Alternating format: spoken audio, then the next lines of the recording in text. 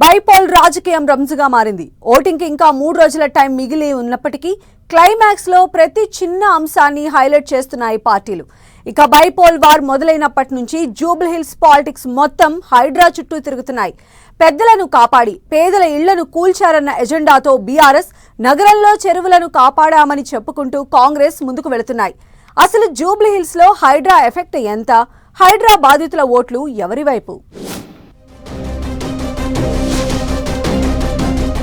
జూబ్లీహిల్స్ లో కీలక ప్రచారాస్త్రంగా హైడ్రా చుట్టే తిరుగుతున్న బైపోల్ రాజకీయం. బుల్డోజర్ కావాలా, కారు కావాలా అంటూ బీఆర్ఎస్ ప్రచారం. హైడ్రాతో చెరువులను కాపాడామంటున్న చెయ్యి పార్టీ.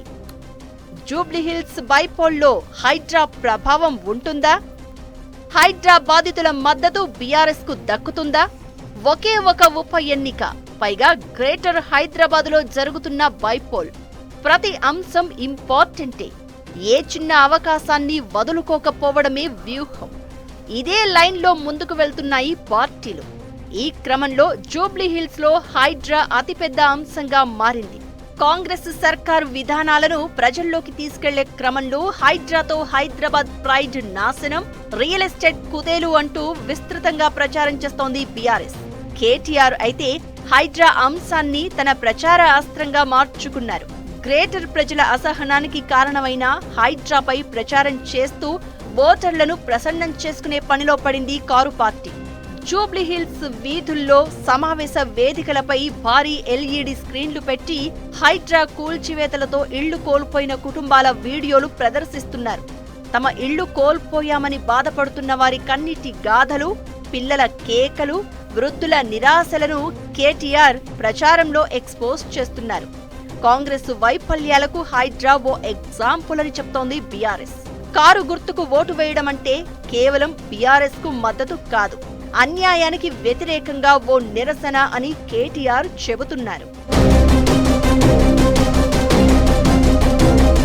హైడ్రాతో ఇళ్లు కోల్పోయిన వారిని ఇప్పుడు కేటీఆర్ ప్రచార వేదికలపై నిలబెట్టడం ఓ పొలిటికల్ స్ట్రాటజీగా చెప్తున్నారు.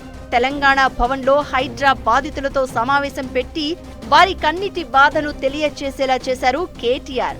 హైడ్రా అంశం బీఆర్ఎస్ కు ఎంతవరకు ఫలిస్తుందో లేదో కానీ కేటీఆర్ ప్రచారానికి మాత్రం కొత్త హైప్ తీసుకొస్తోంది.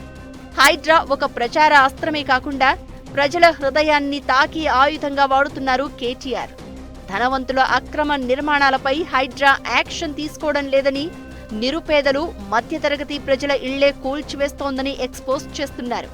సీఎం రేవంత్ రెడ్డి సోదరుడి ఇల్లు ఎఫ్టీఎల్ పరిధిలో ఉన్న, మంత్రుల ఫామ్ హౌజులు బఫర్ జోన్లలో ఉన్నా ఎందుకు కూల్చడం లేదో చెప్పాలి అంటున్నారు. బుల్డోజర్ రావాలంటే కాంగ్రెస్ కు ఓటు వేయండి, మీ ఇళ్లను, మీ వ్యాపారాలను కాపాడుకోవాలి అంటే కారును గెలిపించండి అంటూ జూబ్లీహిల్స్ ఓటర్లకు పిలుపునిస్తున్నారు.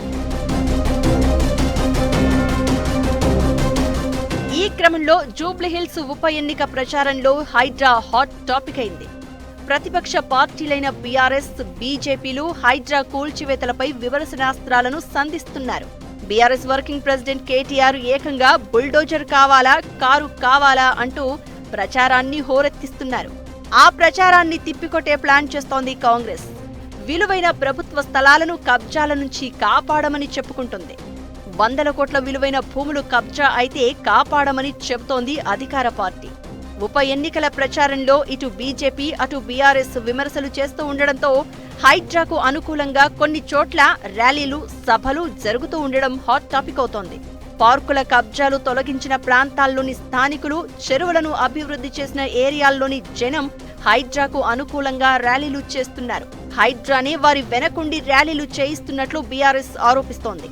అయితే జూబ్లీహిల్స్ నియోజకవర్గంలోనూ హైడ్రా కూల్చివేతలు చేపట్టింది. ఈ నేపథ్యంలో హైడ్రా బాధితులు, హైడ్రాను తప్పుపడుతున్న జనం జూబ్లీహిల్స్ ఎన్నికల్లో నిజంగా బీఆర్ఎస్ వైపు నిలుస్తారా?